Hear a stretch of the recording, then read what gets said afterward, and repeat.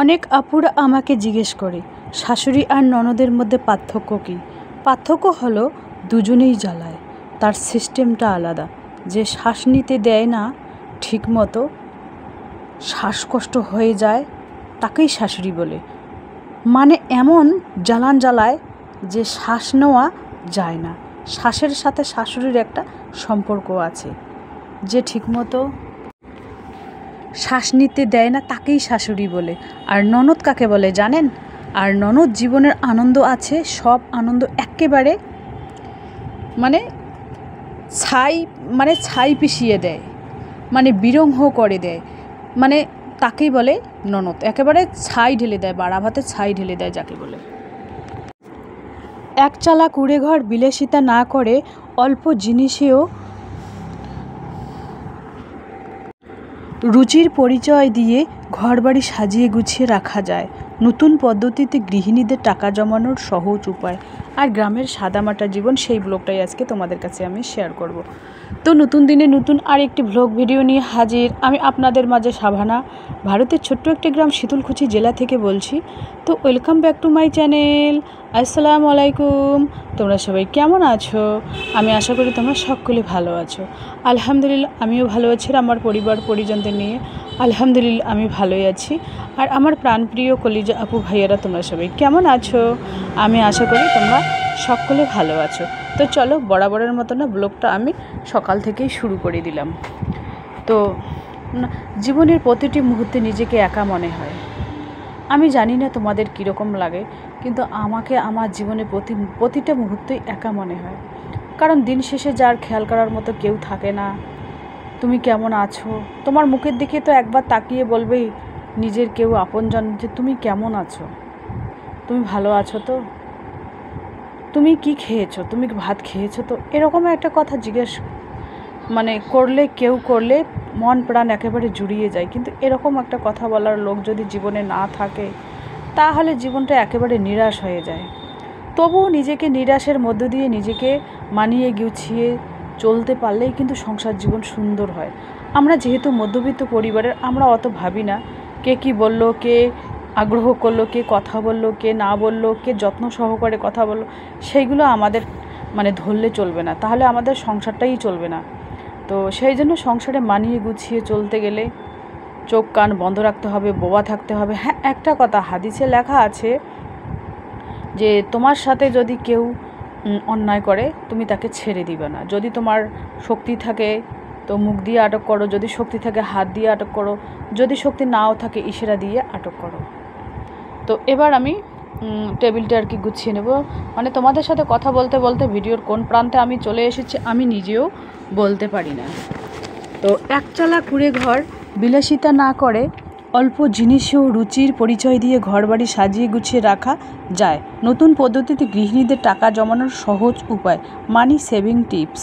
গ্রামের সাদামাটা ব্লগ, সেই ব্লগটাই আজকে তোমাদের কাছে শেয়ার করব। দেখুন, একচালা কুঁড়ে ঘর হোক আর মাটির ঘর হোক, যদি আমরা একটু বিলাসিতা না করি, কিন্তু অল্প জিনিসেও কিন্তু নিজের রুচি দিয়ে ঘরটা সাজিয়ে গুছিয়ে রাখা যায়। আর যদি বলি হ্যাঁ আমার রুমের মধ্যে কিছুই নেই, সাজাবো কি গোছাবো কি, এটা ভুল কথা। দেখুন আমার রুমটা কীরকম সাদামাটা, টিনেরই ঘর, কিন্তু আমার একচালা টিনের ঘর। তো আমার বাইরেরটাও টিনের, ভেতরটাও টিনের, দু একটা আর কি ওয়াল দেওয়া আছে, দেখতেই পাচ্ছেন।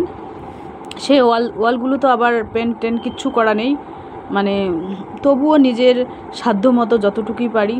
একই রুমই না, সব কিছু রাখা হয় এখানে, চাল ধান, কাঁঠালের বিচি, ডিমের পাতা, দেখতেই পাচ্ছেন। সমস্ত কিছু একই রুমে রান্না খাওয়া থাকা, কী বলবো, আর কিছু বলার নেই। আর হাজব্যান্ডকেও বলে লাভ নেই, হাজব্যান্ডের যা ইনকাম খরচটা চলে যায় আলহামদুলিল্লাহ। জানি না কতদিনে রুম আলাদা আলাদা হবে। আলাদা রুম হলে জিনিস আলাদা আলাদা রাখলে কিন্তু ঘরের মধ্যে অত হয় না। আমার কথা কি জানো, একটা রুমের মধ্যে যদি আলাদা আলাদা রুম থাকতো, তাহলে আমার রুমে কী থাকতো জানো, খালি একটা খাট, একটা ওয়ার্ড্রোব, একটা টেবিল আর 2-3টে চেয়ার, বাস এতটুকুই।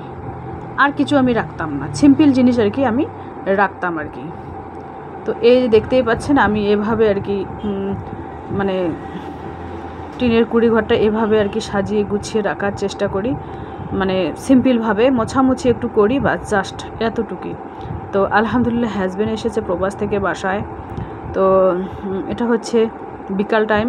তো দোকানে মেয়েও আছে আর কি, দোকানের কিছু কাজ করতেছে, হাজব্যান্ডের সাথে এক জায়গায় যাওয়া কথা আছে।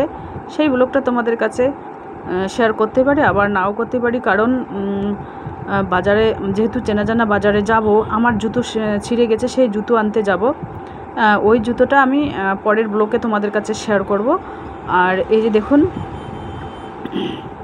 আজকে রান্না হচ্ছে কি, আজকে রান্না হবে, মানে এটা সকালের ব্লগ কিন্তু আমি এখানে অ্যাড করে দিয়েছি, বিকেলের ব্লগ মানে সারাদিনের ব্লগটাই আমি এখানে অ্যাড করেছি। আজকে রান্না হবে কি, শুটকি মাছের ভর্তা আর ওই আলু দিয়ে ওই সয়াবিন একটু মাখা মাখা করব, তাই দিয়ে আজকে দুপুরের খাওয়া হবে। আর সকালবেলায় যে কাঁঠাল নিয়েছি, কাঁঠাল আর মুড়ি, কাঁঠাল মুড়ি দুধ দিয়ে খাবো আজকে।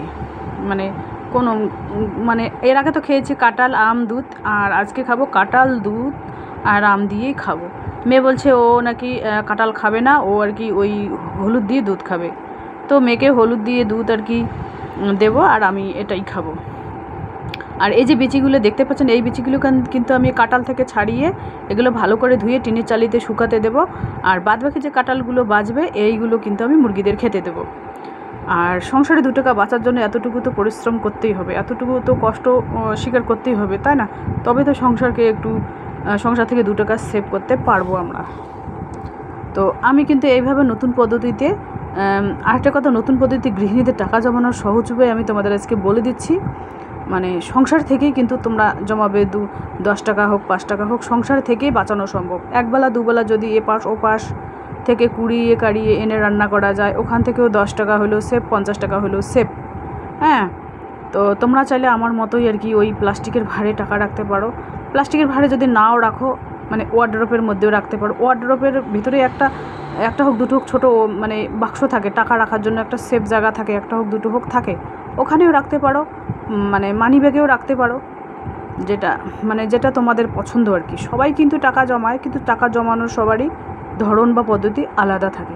আর এখানে দেখতে পাচ্ছেন আমার ছাদ বাগানে কত সুন্দর সবজি হয়েছে, একেবারে ভেন্ডি হয়েছে একটা, 4-5টা হবে ভেন্ডি। তারপরে ছিঁড়ে একদিনে ভর্তা বানাবো, নাহলে ভাজা করব। মানে যেদিন দেখবো যে বাসায় কোনো সবজি নেই, সেদিন আর কি ওই ছাদ বাগান থেকে সবজি ছিঁড়ে এনে রান্না করব। ওখানে পুঁই শাক হয়েছে আলহামদুলিল্লাহ। আর তোমাদের দেখাচ্ছি মুরগিদের এক ঝলক, মুরগিদের কাঁঠাল খেতে দিলাম। আর কবুতরদের এক ঝলক না দেখালেই নয়। আর রোদ উঠেছে, বাপরে বাপ, একেবারে কড়মড়ে চড়মড়ে রোদ উঠেছে। আজকে যে গরম পড়েছে, বাপরে বাপ, ভাবা মুশকিল। এই যে মুরগিদের কাঁঠাল খেতে দিলাম। আর মানুষ বলে না, আম কাঁঠালের সময় নাকি যে কোনো মানুষ মোটা হয়। তো আমরাও যেটা খাই, মুরগিরাও আমার সেটাই খায় আর কি। তো দেখুন, যদি 1 কিলো খাবার বা 2 কিলো খাবার এইভাবে কাঁঠাল দেই, তাহলে কবুতর থেকেও আমার 20 টাকা 30 টাকা সেভ থাকে। এই যে দেখতে পাচ্ছেন। আর ছোট টিনের কবুতরের বাসাটাও তোমাদের দেখিয়ে দিলাম। বাইরে আছে 3 জোড়া, ভেতরে আছে 7 জোড়া।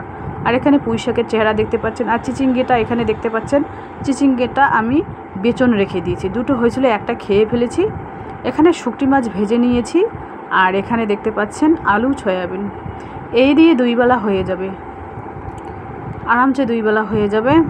যাই হোক,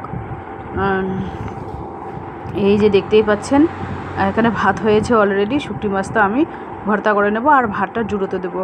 আর ভাতটা যদি আমি ফ্যানের হাওয়া জুড়োতে না দেই, তাহলে দালা দালা পাকিয়ে যায়, পরবর্তীতে খুব খারাপ হয়।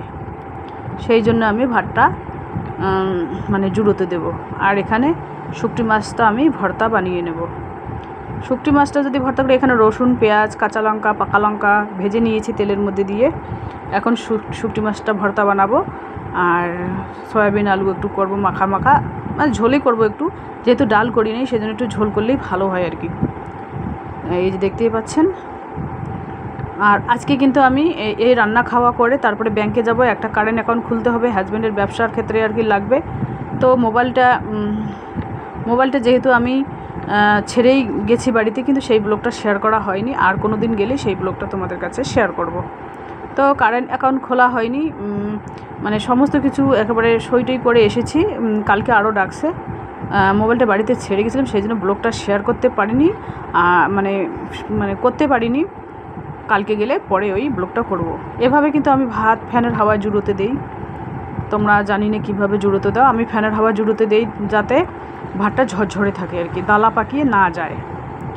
তো এই যে দেখুন শুকটি মাছের ভর্তা, কিন্তু আমি প্রত্যেকদিনই খাই না, শখের জিনিস খাওয়া, সপ্তাহে 1-2 দিন তো খাওয়াই যায়, তাই না? এটা হচ্ছে আমাদের গ্রাম্য স্টাইলের খাওয়া। তো চলো আজকের ব্লগ এ পর্যন্তই। ততক্ষণ তোমরা সবাই সুস্থ থাকো, সাবধানে থাকো, টাটা।